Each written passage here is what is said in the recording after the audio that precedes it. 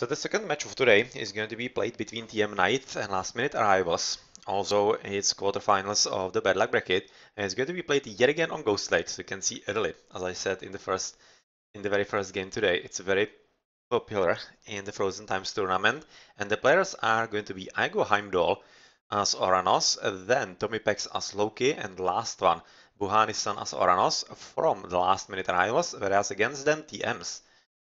And yeah, basically 3 TMs, aka TM Knight, that's going to be Yoshi, Thor making the first appearance in the tournament, Zipov aka King PLX, you may know him under this name, as Oranos, and the last player, Legend, is going to be playing as Seth.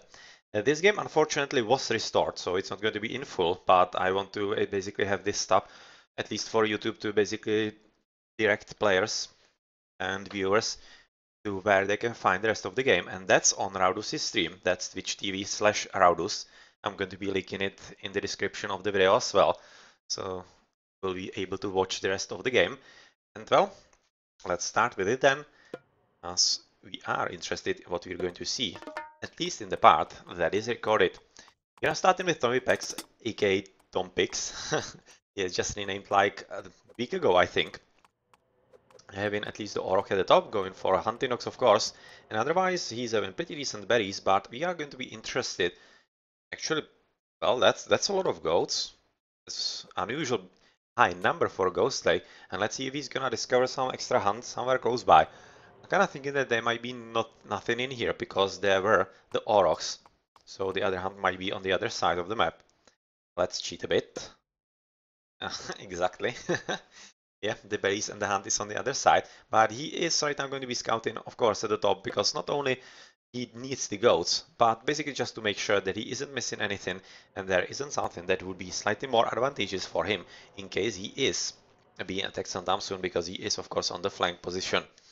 We are going to be also seeing in the pocket that the gold position for Buhani-san is quite fine, right next to the tower, and the second gold is also pretty nicely positioned, because not only is it covered by the tree line, that's not helping quite nicely. There is a tower at the top and one at the bottom, so really going to be hard to raid. Potentially there could be some small route through the bottom, but really that's hard, and it should be easy for Buhani-san to defend. So pretty good spawn, and he will be quite happy about the game overall. Having also pretty decent hunt at the back, right next to the back TCs. You can see he's actually having two back TCs, because this is his second TC that should have been a bit front, but there's apparently not enough room for it to be spawned or some such. So he's having two back TCs, which is definitely gonna help him a whole lot, but even though it's usually useful for a boom-in, it might be a bit of a problem, because once you are under attack, you're going to be basically receiving enemies right into your home base, into your basically base of operations, and it usually means right into your farms and such. So yeah, there are downsides to every upside. So yep, that's the design of the game, and it's definitely nicely thought through. In the meantime, we are switching to the top, where Heimdall is having just one Orok with the second hidden behind the forest. No, so he has probably already finished with both. We are at 2 minutes, so probably going to be the case. And he's having a bit of a saga in here, going through the hill to the hunt on the other side of it. And I'm fairly certain this is a high enough hill for a hill advantage, actually. This really might be. And since it is possible, this could be having strategical importance if some fights were to be taken on top of it. I'm gonna have to make a video about it, because this is something that basically nobody knows in Age of Mythology community, that actually there is a hill bonus. Not even experts know about it, but I think it's rather extreme that you need to be having a lot of elevation. But then when it's there, and in maps like Ghost Lake in here, it's basically available. It could be turning the battles around, because it means 25% higher attack for the units on top of the hill. So if you place archers on top of it, you are going to be dishing out a quarter more of a damage, and that's a huge difference. That's literally a huge difference. I'm kind of thinking that this is... well, it doesn't matter all that much. Yeah, I was just right now confused a bit, because Yoshi is of course teammate of the Legend, because if he wasn't, then this would be a pretty nice G-line, basically as replacement of a wall. But since he is going to be facing just his teammate in there, it's not really that much of a problem. The hunt at the bottom, of course, not that great, because I'm kind of thinking he will have to return back to the berries, which is very far away, so that's going to be a lot of downtime in very crucial time of his game, and there is not much in the front, so yep, it's definitely going to result in not much gathering for like at least half a minute or quarter of a minute, 3/4 of a minute. That's a lot, especially since it's going to be about the time when he should be advancing into the next age. In the meantime, fast... wow, infantry build time. Thor, and we see Loki on the other side we do. Okay, so this is an absolutely brutal relic that should be coming for the Loki, for Tommy Pex. Man, he should be sending Resir there right off. Because 15% faster infantry, of course, for him is going to be making a huge difference. You can't even spell how big a difference that will be in the army production, and he's still not going for it because he doesn't have the Resir yet. So right now, is he having the waypoint in there? He isn't. He's actually going next to the TC, so basically just waiting for the relic to be stolen. And well, definitely should be careful because this is one that will make or break the game. At any rate, some other relic, better hero damage versus myth units. Also kinda sweet. Chample. Cheaper temple research costs, pretty nice. Scout LOS, yeah, well, not so much. Better cavalry chariot arches 8 points, that's good. That's very good, so overall pretty decent relics, and we are going to be seeing what the opponents of each side are going to be using in their advantage. So far we have seen pretty aggressive build by Heimdall right next to his front DC. This is really kind of unusual, you don't see this all that often. Usually you see players placing the buildings in the home bases. So this is very unusual for Heimdall, so probably thinking that he is in for a good game. But in the meantime, Legend is of course continuing with what we have seen in all 3 previous games, and that's shifting sands right on top of the Norse. This time it didn't really work out all that much, as we are seeing Tom Pex with the infantry build time relic, which is absolutely brutally crucial for him yet again. And he's going to be getting rid of all the nonsenses that have been transported into his base, especially with the help from Buhani's son. And really, with Buhani basically telling you that he wants to be interested in the left side, having nicely positioned oracles, not only for scouting, but basically making sure that nobody is making any kind of side build.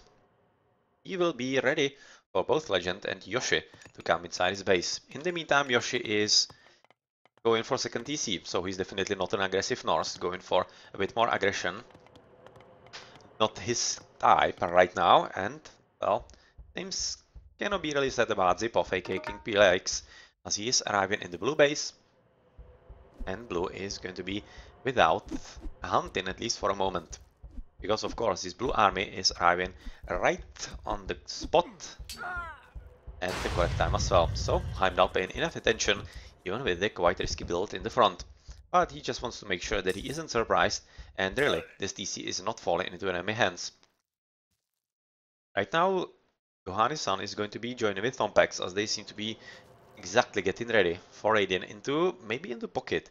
But I don't really think that's the best idea into the Ege. It would be much better, of course, to raid on the north, especially since he has gone for the second TC, which means that he's not going to be having any kind of army like they might be. So yep, they should be having the advantage in numbers, but if we are going to be seeing the towers, it might not really matter all that much. But we are not seeing the towers, we are seeing another attempt at Longhouse, and that's already going to be stopped, especially because of the spy on still the starting scaling. Well, green taking it from the other side. Divided by the wall.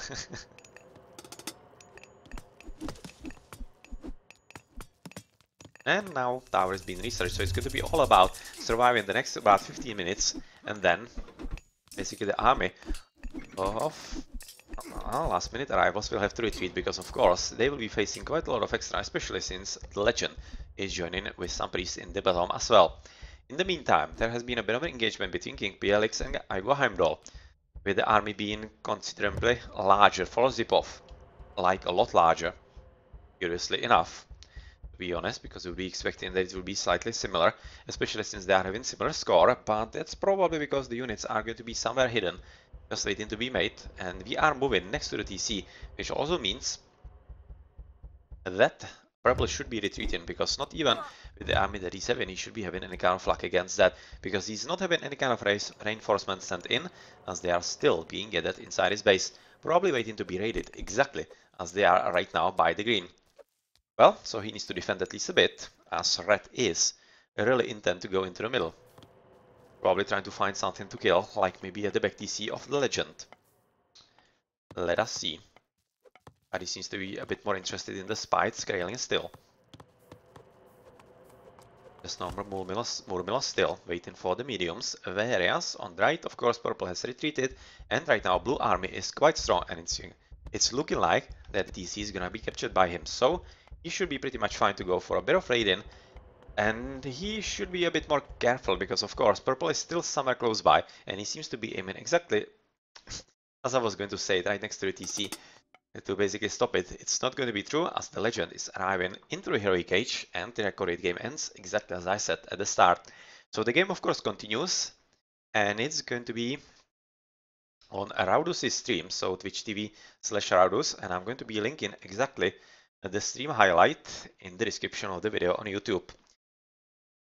So well, in the meantime, let's check a bit around the map, as it seems like pretty good trading going on by Buhani's son, but that's pretty much it, as not much else raiding is going on. Also a bit Python packs, but yeah, doesn't seem to be really all that effective so far. And the biggest engagements were happening between Heimdall and Zipov, and that's pretty much it. Second TC right now for Buhani's son. Of course, we have seen second for Heimdall as well, and that seems to be about it. For the green, oh yeah, green still at one, and doesn't seem to be aiming for the second, but for Heroic Age. Okay, let's check the post game with Yoshi as the new arrival for TM Knight and playing for them for the first time, having the highest score and having good economy. But since he was going for the second DC basically as the very first player, that of course makes a whole lot of sense. 45 villages already, the second best 29. 29. But of course it means that he's also having the lowest military, just 18, and 1 unit killed, but for Tompex as well.